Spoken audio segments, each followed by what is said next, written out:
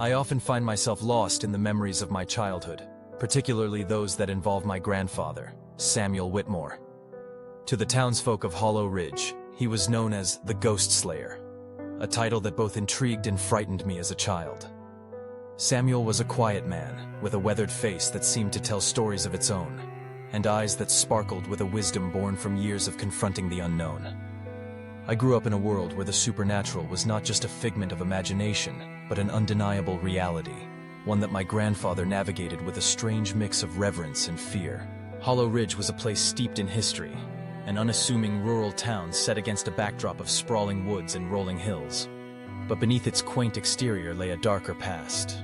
The town was built upon the remnants of an ancient execution ground, a fact I learned only as I grew older.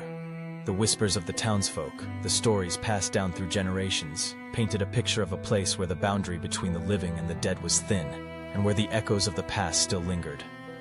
It was here that my grandfather dedicated his life to exorcising the demons that haunted the souls of the living, a calling that was as much a burden as it was a gift. I remember the first time I witnessed one of his rituals. It was a chilly autumn night, the kind where the air feels electric, and the trees sway like dancers in the moonlight. My heart raced with a mix of fear and excitement as I crept down the creaking stairs of our old farmhouse, drawn by the sound of muffled voices and the flickering glow of candlelight spilling from the living room. Peering through the cracked door, I saw my grandfather standing in the center of a circle drawn on the wooden floor, surrounded by a group of anxious townsfolk. In the corner, a girl, no older than 12, was writhing on the ground, her eyes rolled back, her body contorting in ways that seemed impossible. Samuel's voice was calm yet firm as he commanded the spirit to reveal itself. The girl's screams pierced the stillness of the night, morphing into a chorus of voices, each more guttural and menacing than the last. I felt a chill crawl up my spine as shadows twisted unnaturally around the room, the air thick with incense that stung my nostrils. I wanted to run, to hide under the covers of my bed, but something held me there, rooted to the spot. I watched as my grandfather, resolute and unwavering, confronted the darkness with a strength I could scarcely comprehend. He recited incantations in a language I didn't recognize, his hands moving gracefully as he gestured toward the girl, as if weaving a protective barrier around her. In those moments, I learned that my grandfather was not just a man. He was a guardian, a sentinel against the forces that sought to disrupt the fragile peace of Hollow Ridge. But even then, I sensed a weight upon him, a burden that went beyond the exorcisms he performed. There were whispers in the town, hushed conversations about the Whitmore family and their ancestral ties to the execution ground. I was too young to grasp the full scope of it, but I felt the shadows of history looming over us, casting a pall over our lives. As I grew older, the stories of Hollow Ridge became clearer, and the truth about my grandfather began to unravel like a thread pulled from a frayed tapestry. Samuel had inherited not just the mantle of exorcist, but also the guilt of his forebears, who had once wielded the axe of justice against those deemed unworthy. The tales of the innocent lives lost, the cries of the wrongfully condemned, echoed through the very soil of our town. I learned that my grandfather's life of exorcisms was more than a vocation. It was a form of penance, a way to atone for the sins of his ancestors, to seek forgiveness from the spirits that roamed the woods and haunted the dreams of the living. I vividly recall one particular evening, just days before his death. The air was thick with an unsettling energy, and Samuel's behavior had grown increasingly strange. He spent hours in the yard, staring into the woods as if he were waiting for something, or someone, to emerge from the shadows. I would find him sitting cross-legged on the ground, surrounded by old papers, his fingers deftly burning symbols into the edges, muttering incantations under his breath. It was as if he were preparing for a battle, one that I could not see but felt in the very marrow of my bones. "Why do you do this, Grandpa?" I asked him one night, my voice barely above a whisper. He turned to me, his expression a mixture of sorrow and resolve. "There are things in this world that cannot be seen, my boy. Spirits that linger, souls that are restless. I do this to protect you, to protect all of us." His words sent a shiver through me, and I could see the flickering shadows dance behind him, as if in agreement. The days turned into nights, and the nights bled into an unsettling twilight. The town was alive with whispers, rumors swirling like leaves caught in a tempest. I could feel the weight of the past pressing down on us, the restless spirits growing more agitated. Samuel's rituals became more frequent, and I could sense the desperation in his voice, the urgency in his prayers.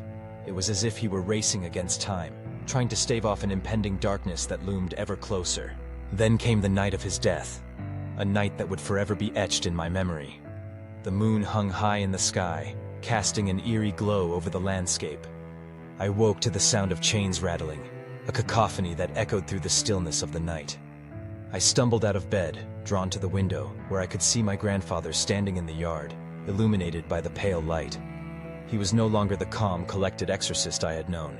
He seemed consumed by a force greater than himself, a man wrestling with the very essence of his being. I watched in horror as he raised his arms to the heavens, his voice rising above the clamor, a desperate plea that seemed to resonate with the very fabric of the night. The laughter of a woman, cruel and mocking, pierced the air, sending chills down my spine. I felt an overwhelming sense of dread wash over me, an instinctual understanding that something was terribly wrong. I wanted to rush to him, to pull him back from the brink, but I was rooted in place, paralyzed by the unseen forces at play. When dawn finally broke, it revealed a scene that would haunt me for the rest of my life. Samuel lay in the yard, his body still and serene, as if he had simply drifted off to sleep. But beneath him, the ground was scorched, blackened in the shape of a circle, the remnants of his midnight vigil. I knelt beside him, tears streaming down my face, my heart heavy with the weight of loss and confusion. What had happened in those final moments? What had he encountered in the darkness that had claimed him so completely? The townsfolk gathered, their faces a mixture of grief and fear. They spoke in hushed tones, casting wary glances toward the woods, as if they expected something to emerge from the shadows. I could hear their whispers, the stories of my grandfather's legacy, the tales of the ghosts he had fought against, and the demons that had finally claimed him. In that moment, I understood the true cost of his life's work, the toll it had taken not just on him, but on all of us. In the weeks that followed, I found myself drawn to the woods that bordered our farm. I would wander among the trees, seeking answers in the rustling leaves and the whispering winds. I felt a connection to the spirits that lingered there, a pull that was both terrifying and comforting. I could almost hear my grandfather's voice, guiding me through the darkness, urging me to confront the shadows that haunted our town. Hollow Ridge would never be the same without Samuel Whitmore. The stories of his exorcisms would fade into memory, but the legacy of his battles against the dark forces would linger, a reminder of the fragile balance between the living and the dead. I came to realize that his life was not just about casting out demons. It was about the struggle for redemption, the quest for forgiveness that transcended generations. As I stand on the cusp of adulthood, I carry with me the weight of my grandfather's legacy. I am not an exorcist like Samuel, but I have inherited his spirit, his determination to confront the darkness that lies in wait. I often find myself wondering if the ghosts of Hollow Ridge still roam the woods, if they whisper secrets to those who dare to listen. In the quiet moments, I feel their presence, a reminder of the past and a call to honor the sacrifices made by those who came before me. The town may have moved on, but I know that the ghosts of Hollow Ridge will never truly rest. They are a part of me, a part of my family's history, and as long as I draw breath, I will carry their stories with me. Samuel Whitmore may have been a ghost slayer, but in his final moments, he became something more. A guardian of the past, a bridge between the living and the dead, and a reminder that the echoes of history can never be silenced.